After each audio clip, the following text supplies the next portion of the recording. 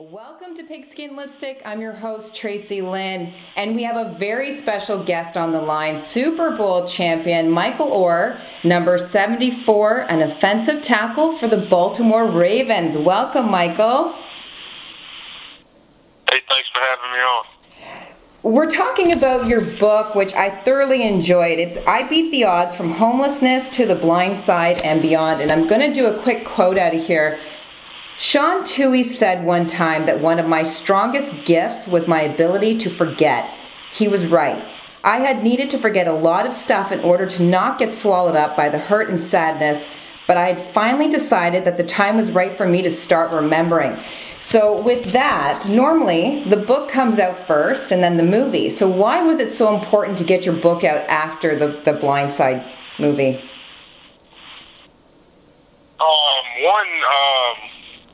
I didn't do it to correct anything. I didn't do it to, tell anybody my real story, anything like that. I was getting letters, from people across the world telling me how much I inspired them and things like that. And I know that,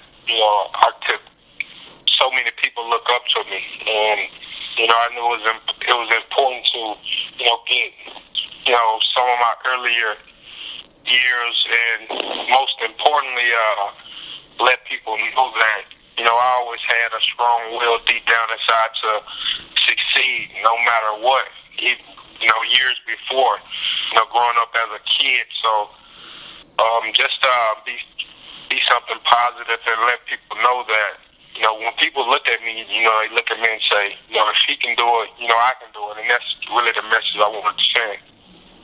So how would you describe this book in one word? If you could find one word that I'm going to look at this book and think, after I read it, that's exactly the message I got.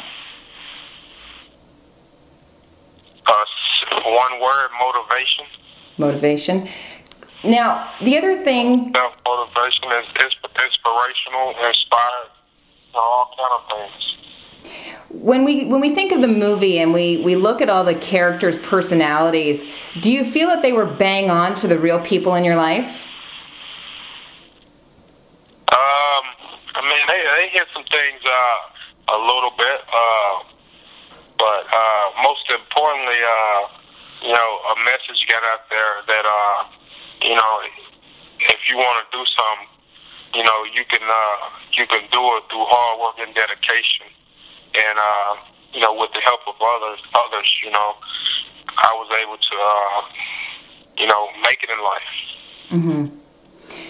And one of the things you talk about is forgiveness. And it is really hard to forgive anybody who has hurt you. So being so young, how did you come to that place where you knew you needed to forgive before you could move on with your life?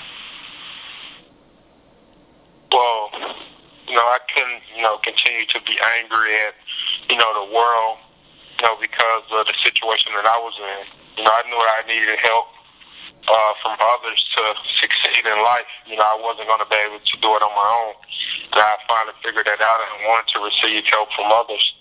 By letting the Toohey family in my life, people from the school I graduated from in my life, and just realizing that you do need help and you can't do everything on your own, even though growing up, I survived on my own for a long time and did everything on my own. So just finally realizing that I do need help, and, if I want to be successful in life, you do need the help of others. What about trust? Because that was another issue you brought up in the book. How did you learn to trust the Tooheys? Is it something that you learned over a certain amount of time, or did you just take maybe a leap of faith? No, I think, they definitely, they earned my trust. They knew I wasn't going to, trust, them off the bat, but, they would always do little things for me, or everything they did for me was genuine, and I really saw that, I can tend to tell people, judge people or read people right off the bat, and they were genuinely cared about me. Everything they did for me, they didn't do it to gain anything or anything like that. So over time, I saw that, you know, it was real love there. Fear, fate, or faith? What got you to today? Having faith that, you know, I was something positive. I was going to be able to get something positive out of life, and not giving up, and you know, not continuing to, you know, strive for the goals that I set, you know, a long time ago, and just continue to have faith that everything was going to, you know, happen if I put in the work. You know, in the book you say that you played football from the age of 7, whereas the movie, it states that you didn't play football at all. Playing sports, what characteristics did that develop in you?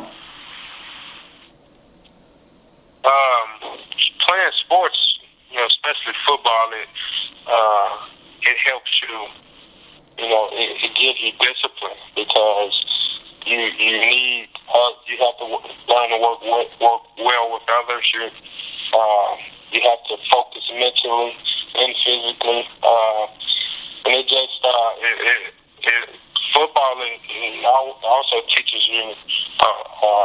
You know, I always say, if you can play football, you can do anything outside of it, because, you know, it teaches you so many different things. Like I said, working well with others, being mentally focused into one goal and to get the job done. So, you know, it definitely helps. Football definitely helps you outside, in the outside world as well. Who was your sports role model growing up? I was a big Michael Jordan fan growing up. You know,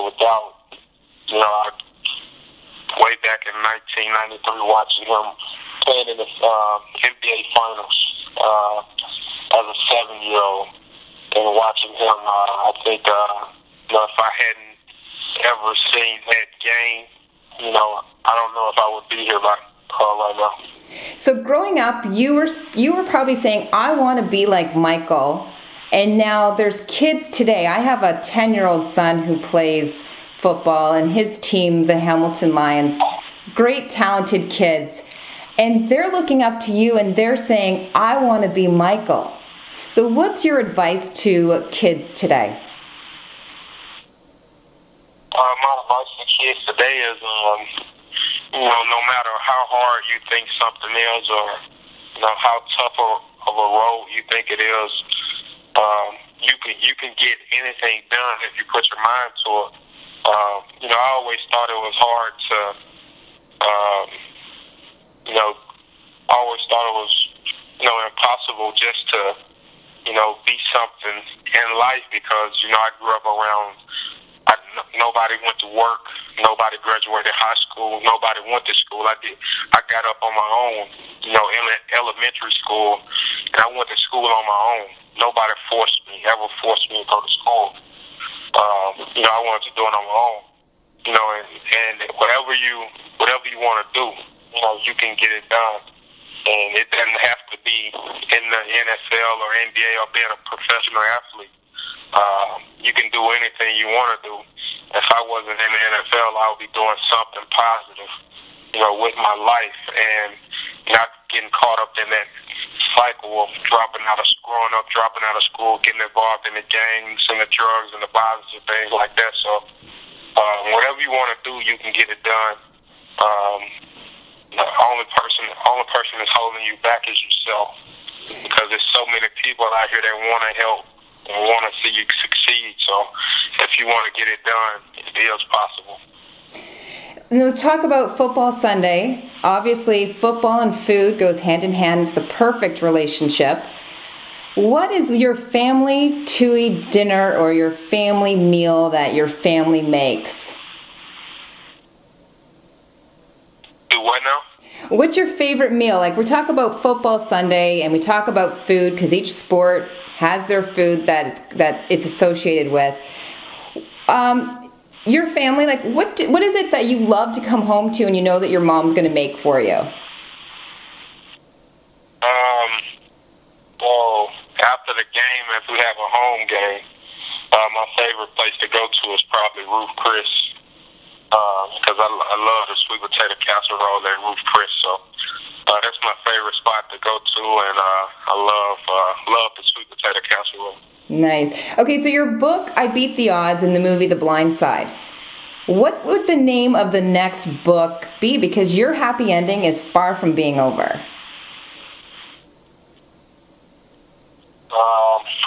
I'm not planning on writing any books or anything like that.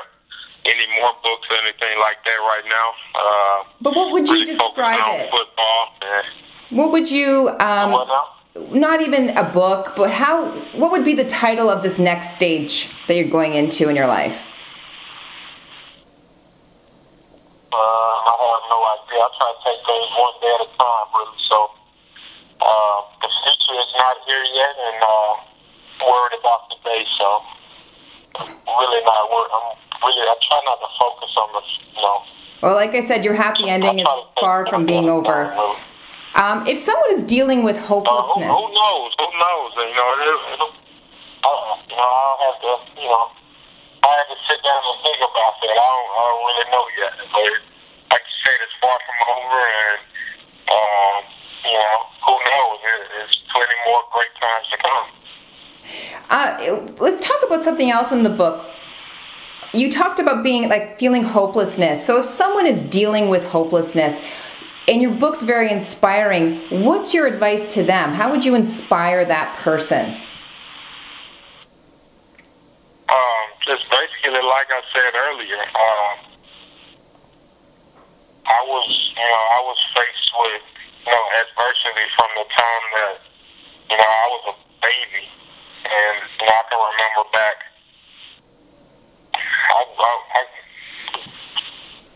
When I was probably 1-2 years old, walking on the side of the road with my brothers. That young, I can remember that. That was adversity.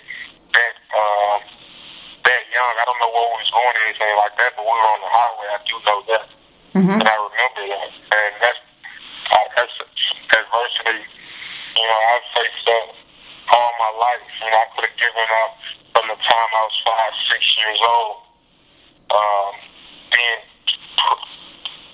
kicked out of our home and going to the 7th Army, not giving up, faced with being homeless that early. But I wasn't going to let that stop me. And, people deal with, things, I've dealt with terrible things, and people deal with those all the time, but you have to realize that this is a phase, and phases don't last long. So just keep grinding and keep your head real high and keep striving for the best. And you weren't going to give up at any time. I mean, that's the best part. You weren't going to give up, and you mentioned this in your amazing journey throughout the book. I mean, you could have given up at any time, and you didn't, because you had that deep desire in your soul to just get out of that Memphis inner city ghetto and get into the world of opportunity. I had it was a million times where I could have given up every single day. To count the days that I've been here, I could have given up, every single day, because it was tough, but I knew that, I wanted something better and for my life, and like I said, I wanted to be a positive influence on society. We're going to talk about Pigskin Lipstick right now, and Pigskin Lipstick is about advice for women who are learning and understanding the game of football. So what would your advice be for us at Pigskin Lipstick? Let's talk about football. What are the main things we need to know when we're watching you on Sunday? Well, for offensive linemen, our job is to try and open up holes for the running back and protect the quarterback so he can get the ball off. So, if our offensive lineman's numbers getting called in the game, it's not good. So we try our best for our numbers not to get called, and we don't want to be mentioned at all during the game. So, that's a little bit about the offensive line. But, for me, you know, the women are just, you know, this is a tough game, and we put our hearts and souls into it, and you know, it's very rough. Thank you very much. So, Michael, I Beat the Odds: From Homelessness to the Blind Side and Beyond. It's a must-read for kids, coaches, parents, for anybody who is at that intersection of not sure if they want to give up or not. And your book, like you said, it's all about inspiration. And thank you very much for taking the time to speak to me at Pigskin Lipstick. And good luck this weekend. All right, thanks for having me. I really appreciate it.